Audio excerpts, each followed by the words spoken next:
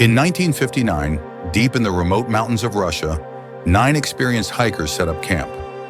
That night, the temperature dropped to minus 30 degrees Celsius. But it wasn't the cold that forced them to slice their tent open from the inside and flee barefoot into the snowy mountains. When they were found, 3 of them had shattered ribs.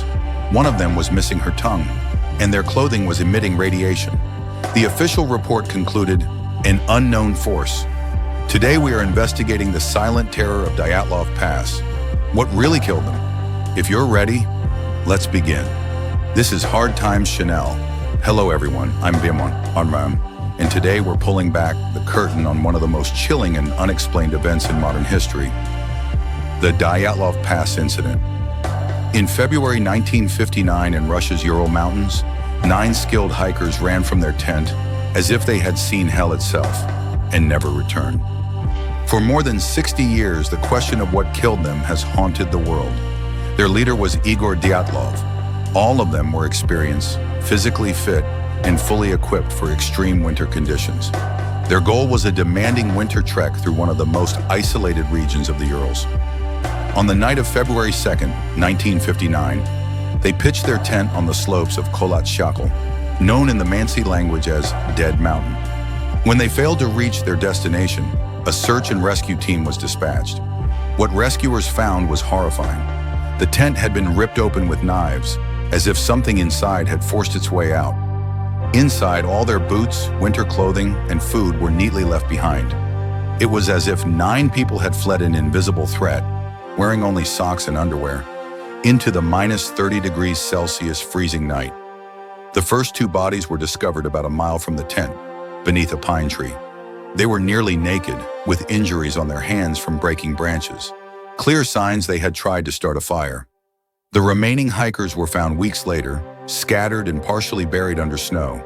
But this was not just a story of people freezing to death. The autopsy reports are where the mystery truly deepens. Some hikers had no external wounds, yet 3 of them suffered chest fractures comparable to a high-speed car crash. The most shocking case was Lyudmila Dubinina. Her eyes and tongue were missing. It was as if their bodies had been crushed by an immense internal pressure, not by an external blow. And most disturbingly, high levels of radiation were detected on their clothing. How was this even possible? The official Soviet investigation closed the case as deaths caused by an unknown force. That vague conclusion left room for decades of theories. Secret military testing. The region was known for military activity. Radiation traces and crushing internal injuries suggest the possibility of experimental weapons, acoustic bombs, or classified tests that drove the hikers from their tent. Infrasound theory.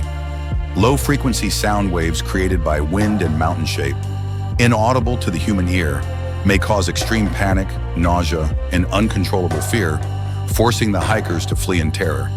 Paradoxical undressing. In the final stages of severe hypothermia, the body can feel intensely hot, leading victims to remove clothing. But this theory does not explain the catastrophic internal injuries. Kholat Shakhl, Dead Mountain. What truly happened on that mountain that night? What was the unknown force that made 9 young people cut open their own tent and run straight into death? Was it a military mistake, nature at its most brutal, or something we still don't understand?